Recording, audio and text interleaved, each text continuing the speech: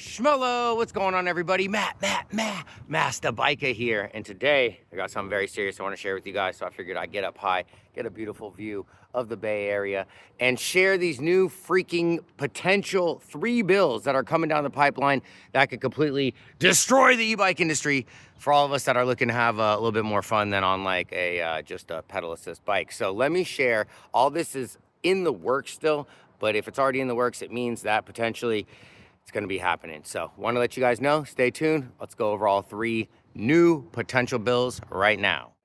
All right, guys, goal is to keep this short and sweet for you so that you can get the information and keep on flowing and growing with your day, because again, everything is potentially going to get passed. Everything is in motion, but I want to make sure that you have the information so that you're up to date on everything that's going on in the state.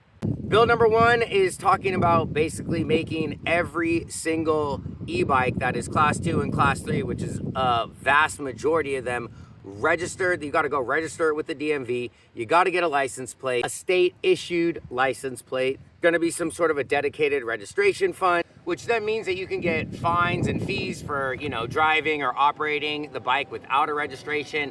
Also with the license plate, they'll be able to track you, I'm assuming, speeding tickets, everything else, like blowing through a stop sign, anything that would be a law for a motorcycle is going to be a law for a e-bike, is what I would take from reading this. They're targeting anything with a throttle. It's got a throttle. They're looking for it to be off the road, which is crazy because you're taking out like commuter bikes, you're taking out cargo bikes. There's a lot of bikes in this category where people are just using them to get around, live their life, and it's going to drastically affect all those riders as well. This bill doesn't talk about needing a driver's license or insurance, which is great, but still it's kind of crazy compared to the laws and regulations that we have right now in the state.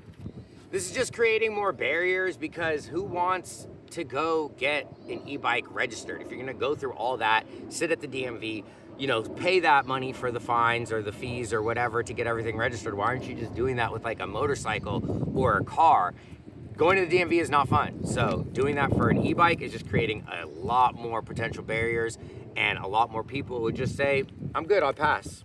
I'll get a regular bike. Second bill is targeting peak motor power. So right now it's 750 watt limit, but you can have a motor that has a 750 watt motor that peaks out at 1,000 watts, 1,500 watts. So what they're really going to do is defining the peak or continuous output. It's usually rated by continuous power on companies' websites, but that's also why they will have something that will say, like, if you look at the specs, it'll be like a 750 watt motor that peaks out at 1,500 watts. If it's over a 750 watt peak motor, it will now be, if this bill goes through, be considered a motor driven cycle. And then of course, once your bike is registered, no bike lanes, no multi-use pass. You're restricted to basically the roadways, and you are also required to abide by all of the standards of a motor driven cycle.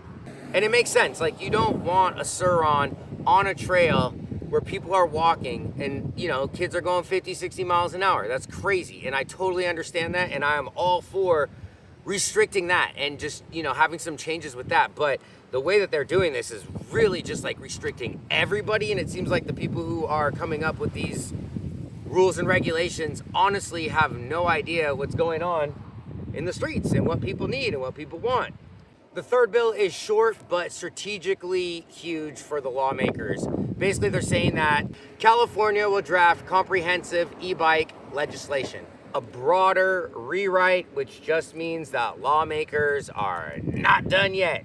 And they're letting you know that they're going to keep changing these rules and updating them and do whatever comprehensive legislation, whatever that definition means. But to me, it just seems like they're going to be putting in a lot more rules into place. There are a lot of things going on, structurally repositioning just what's happening with e-bikes. They're definitely kind of taking them to more of a light electric vehicle, which has vastly different rules and regulations. Just remember, like, good policy that's precise is amazing. Bad policy that's very vague, which is what it seems like is going on right now, is not good for anybody, because it doesn't define exactly what we need and where the regulations need to be imposed to make sure that people are safer. Again, guys, don't worry. Nothing has taken effect. Nothing is going on with these bills right here, right now, today that are affecting you. But it's happening, and I want you to be aware so that when they do pass, you do know exactly what's going on so that you don't get in trouble with your bikes. And let's just hope that the lawmakers learn what people want, learn how to regulate the bike specifically so that it is getting off and taking and, curbing that danger zone with younger kids just riding super fast. I mean, not understanding the laws and rules of the road. That is something that we need to address, right? But taking fun away from everybody that is responsible, making people pay registration, just seems like it's a way to get more money out of us. And the state is already getting a lot of money out of us in California. So that's all that's going on with this. Want to share these rules with you guys, or potential new rules with you guys. Stay blessed and highly favored until our next adventure. Who knows where we're going to be, what we're going to be sharing, what bikes we're going to be riding. But I do know we're going to keep you guys educated. And we're going to keep living our blessed and highly favored lives.